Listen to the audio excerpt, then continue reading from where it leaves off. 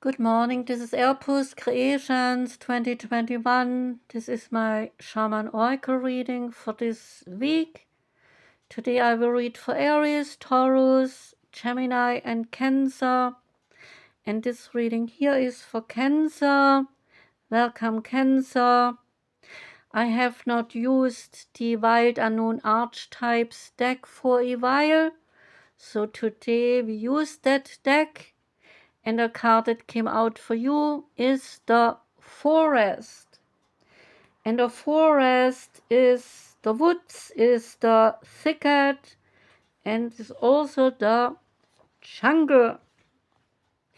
Consider for a moment your earliest memory of a forest.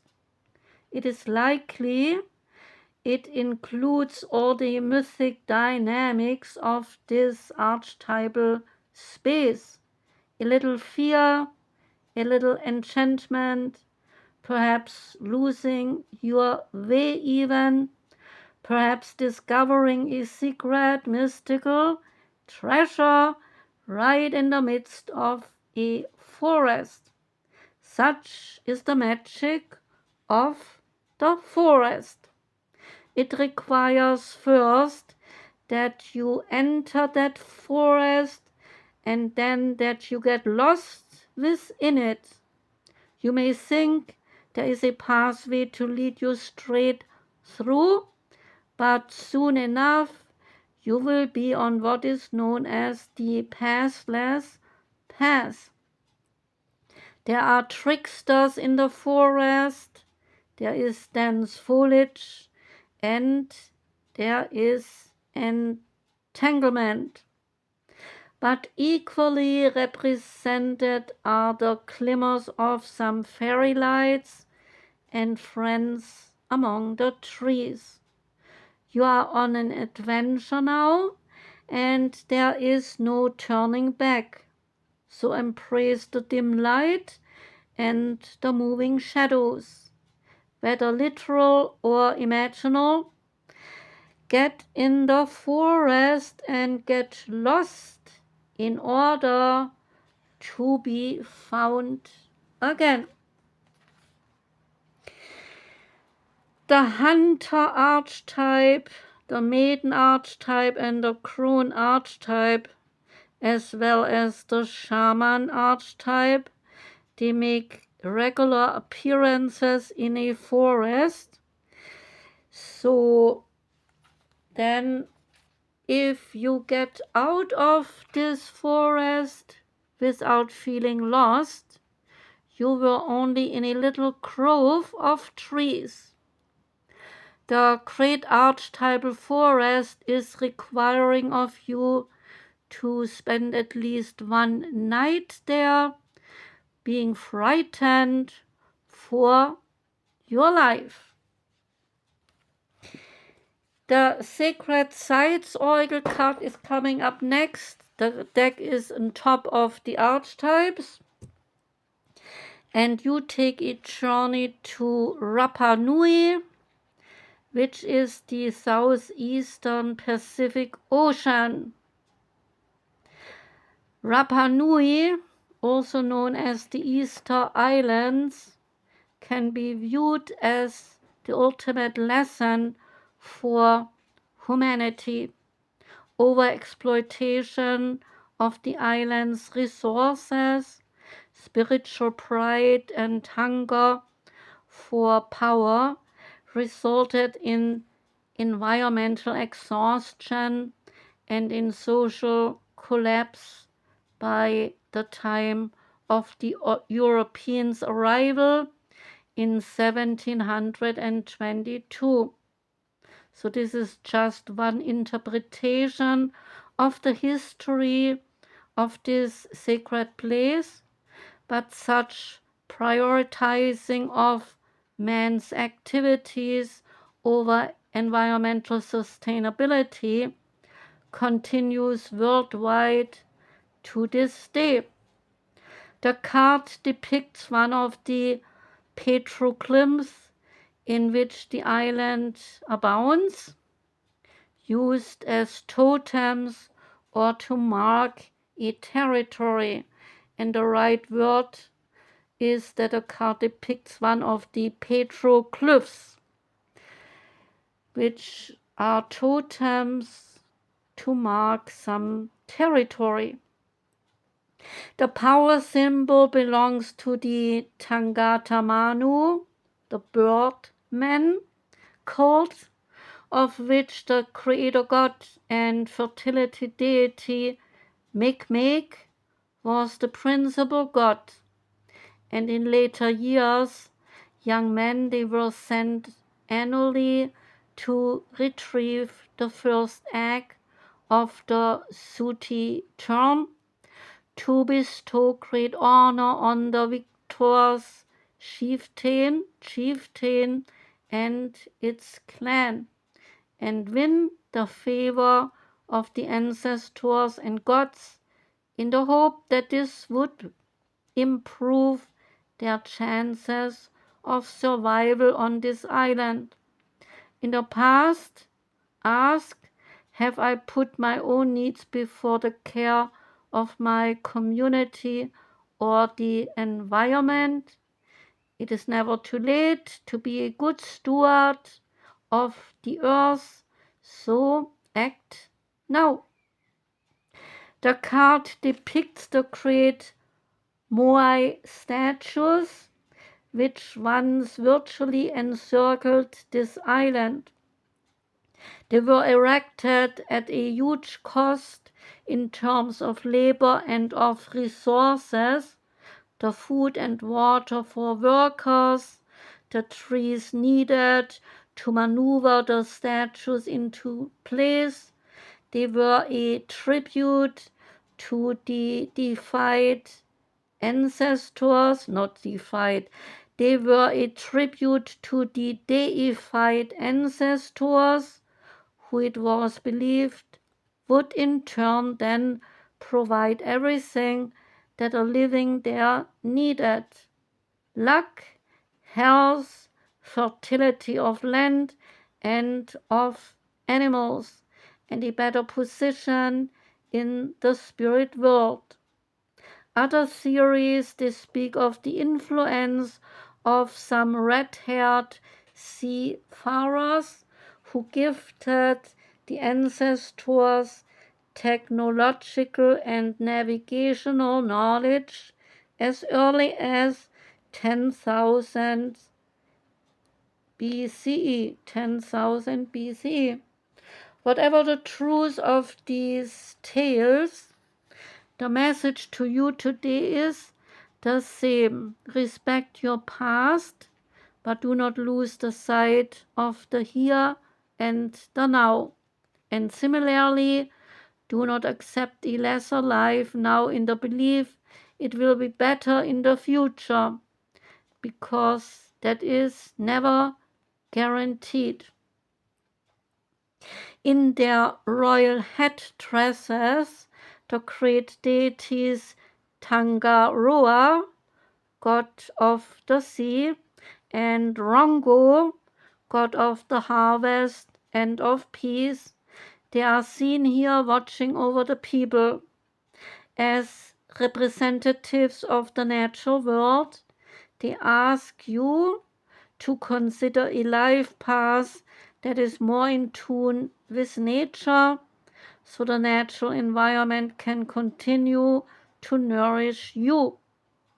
Be mindful of the source of your heating, your clothing, your food, and the cost of producing these to the environment, of the energy usage of your home and of your car. Must it take a disaster in our lives like the one that took place on Rapa Nui in order to make us change our ways? Is a question. You can do this exercise called the Big Ask. The exercise takes some time, but will have great impact on your life. Room by room, work through your home environment asking yourself how useful, effective, and energy efficient your home is. Start with, say, your bedroom. Divide a sheet of paper into 3 columns headed keep, recycle, and do differently. And now look around the room and note what really matters to you under the keep heading. You are likely to include basic furniture, such as the bed, as well as favorite possessions, such as pictures and maybe books. Are you ready to find a new home for whatever you do not really need? To give it away, maybe sell it or take it to a recycling center? And if so, list that under the word recycle. Treat clothing the same way. In the do differently column, note down anything that could work more efficiently. Could you save some energy by installing a different type of window or by using another heat supply, for example? Note it and then write it all down, even if it is a big project to tackle at a later date. Work through your whole domestic environment in this matter, including any outside space, and you will create a healthier, a more sustainable environment, and others will benefit as well. And I say to that, that is all very good, but it also needs lots of money to do it all. So that might be a bit tricky then to do it. Next card is the Goddess Power Oracle card. That one is the Goddess Rhea. And Rhea is about flow. Asking you, do you notice how when you are in alignment with the universe, everything in your life just seems to flow? The Greek goddess Rhea, whose very name means flow and ease, comes to let you know that you are entering such a time. While the flow state is not a permanent one for most people, it is a beautiful feeling, allowing us to lose ourselves in this rhythm. It is as if you are traveling down a magic stream where ideas and insights, they pour through you from a vast source of information that is gifted to you.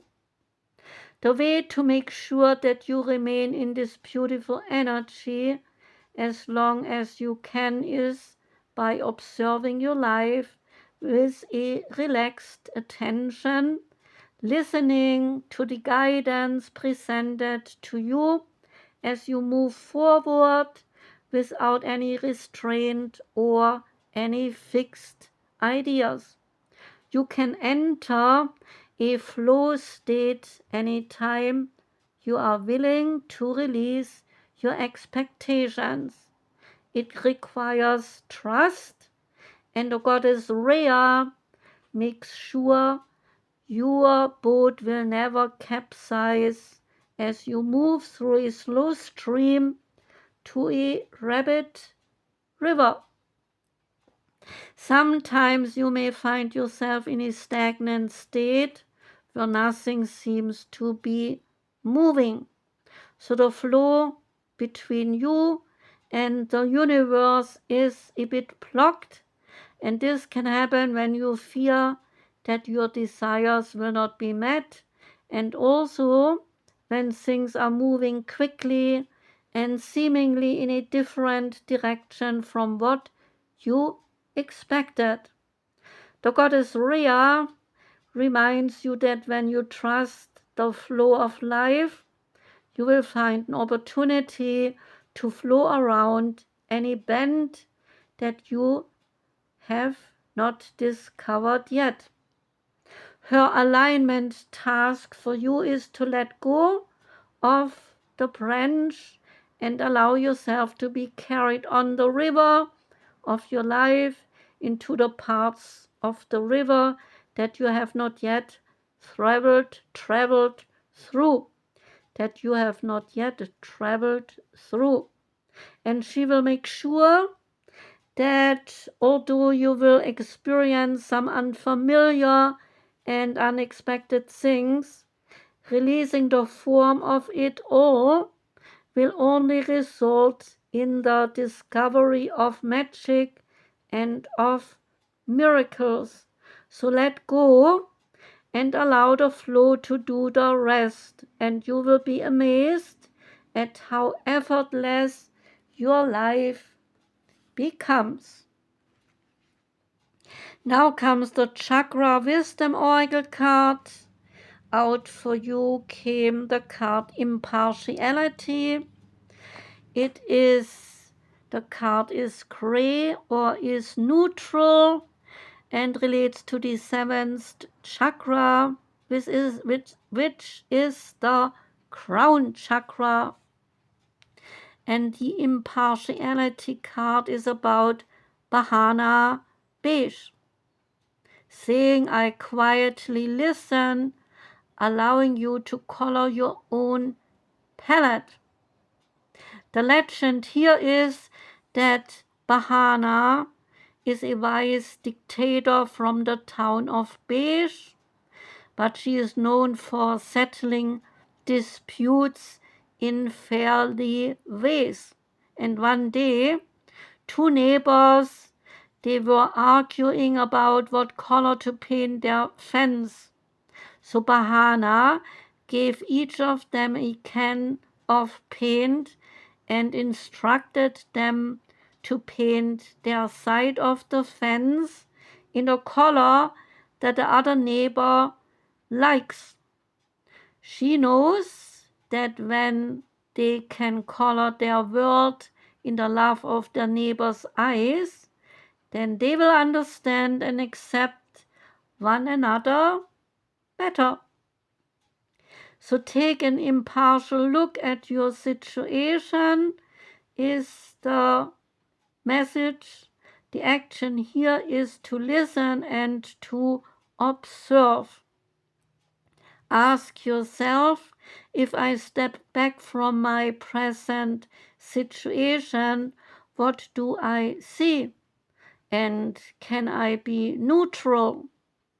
Neutral position, allowing things to unfold, standing in another's shoes, and uplifting communication are the key ideas of this card. So be a guide, be open-minded, and be fair.